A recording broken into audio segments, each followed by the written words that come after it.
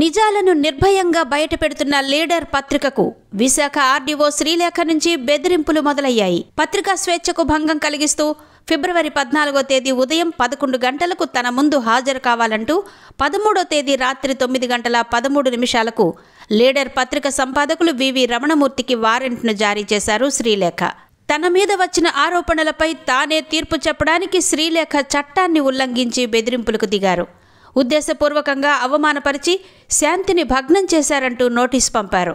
అయితే ఆర్డీఓ శ్రీలేఖ మీద వచ్చిన ఆరోపణలకు ఆమె ప్రజలకు సమాధానం చెప్పకపోగా తానే సబ్ డివిజనల్ మేజిస్ట్రేట్ హోదాలో నోటీసు ఇవ్వడం చట్టాన్ని అపహాస్యం చేసినట్టుగానే ఉంది. పైగా క్రిమినల్ ప్రొసీజర్ కోడ్ సెక్షన్ 505 ప్రకారం ఈ నోటీసునిస్తున్నట్టు ఆమె తెలిపారు. భారత ప్రభుత్వం బ్రిటిష్ కాలం నాటి చట్టాలను మార్పు చేసి 6 నెలలకు పైగా అవుతోంది. 2024 జూలై 1వ తేదీ నుంచి పాత చట్టాల స్థానంలో కొత్త చట్టాలొచ్చాయి. క్రిమినల్ ప్రొసీజర్ కోడ్ స్థానంలో భారతీయ నాగరిక సురక్ష సంహితను భారత ప్రభుత్వం తీసుకొచ్చింది. నేర విచారణ పద్ధతుల్ని ఈ కొత్త చట్టం సూచిస్తుంది. దీనిని అనుసరించి సెక్షన్ 505 అన్నది లేదు. కొత్త చట్టం 2024 జూలై 1వ తేదీ నుంచి అమల్లో ఉన్న విషయం సబ్ డివిజనల్ మేజిస్ట్రేట్ కూడా అయిన ఆర్డీఓ శ్రీలేఖకు ఇంకా తెలిసినట్టు లేదు. ఇంకా ముగిసిన చట్టంతోనే నోటీసు పంపడం విడ్డూరంగా ఉంది. సబ్ డివిజనల్ మేజిస్ట్రేట్ అంటేనే కీలకమైన బాధ్యతలు కలిగి దృఢమైన నిర్ణయాలు తీసుకోవాల్సి ఉంటుంది. ప్రస్తుతం అమలులో ఉన్న చట్టాలపై ఏ విధమైన కనీస అవగాహన లేకుండా విశాఖ ఆర్డీఓ అర్థం పర్థం లేని నోటీసునిచ్చి పత్రికా స్వేచ్ఛకు భంగం కలిగించే విధంగా బెదిరింపులకు పాల్పడడాన్ని ప్రజాస్వామ్యవాదులు తీవ్రంగా విమర్శిస్తున్నారు. తనకు లేని అధికారాలతో జారీ చేసిన ఈ నోటీసులోని అంశాలు ఈ విధంగా ఉన్నాయి. ఎవరైతే ఉద్దేశపూర్వకంగా అవమానపరుస్తారో, ఏ వ్యక్తినైనా అదే ఉద్దేశంతో రెచ్చగొడతారో, ఉద్దేశపూర్వకంగా లేదా తెలిసి రెచ్చగొట్టడం ద్వారా ప్రజల శాంతికి భంగం కలిగిస్తారో వారికి ఈ సిఆర్పిసి సెక్షన్ 505 వర్తిస్తుందని ఇచ్చిన నోటీసులో ఉంది. ఈ నేరం కింద 2 ఏళ్ల వరకు జైలు శిక్ష, జరిమానా లేదా రెండూ విధించవచ్చు. అంటే ఆర్డీఓ శ్రీలేఖ అక్రమ వ్యవహారాలను లీడర్ పత్రిక బయటపెడితే అది ప్రజల శాంతికి భంగం కలిగించినట్టుగా భావించాలన్నమాట. లీడర్ పత్రికలో ఆర్డీఓ శ్రీలేఖ చర్యలకు వ్యతిరేకంగా 2025 జనవరి 22న ముదుపాక ల్యాండ్ స్కామ్ కప్పిపుచ్చే పనిలో ఆర్డీఓ లేఖ, అలాగే 2025 ఫిబ్రవరి 4వ తేదీన నాలా పేరుతో అవినీతి మేళ, గాజువాక తహసీల్దారు, విశాఖ ఆర్డీఓ ఏకమయ్యారు, ప్రభుత్వ ఖజానాకు తూట్లు పొడుస్తున్నారు అంటూ వార్తలు రాయడం లీడర్ తప్పట. పైగా క్వాసీ జ్యుడిషియల్ అథారిటీస్ అయిన తమ నుంచి ముందస్తు అనుమతి లేకుండా తమ ఫోటోలను ప్రచురించి లీడర్ నేరానికి పాల్పడిందట.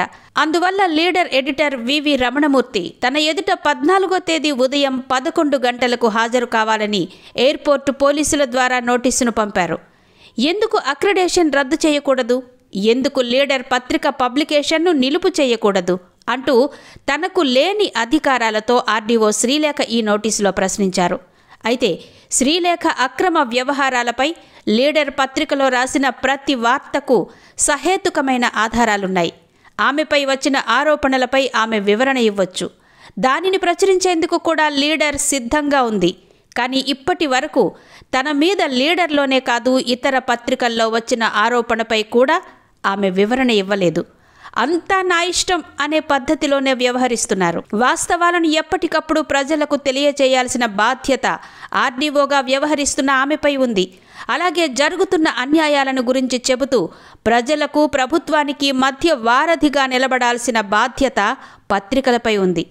ఆ బాధ్యతనే లీడర్ నెరవేరుస్తోంది. మరోపక్క సామాన్య ప్రజలు తమకు న్యాయం జరగడం లేదు అని ప్రశ్నించినా శ్రీలేఖ జీర్ణించుకోలేకపోతున్నారు. తాజాగా తన విధులకు ఆటంకం కలిగిస్తున్నారు అంటూ ఓ వ్యక్తిపై ఆర్డీఓ శ్రీలేఖ పెందుర్తి పోలీసులకు ఫిర్యాదు చేశారు.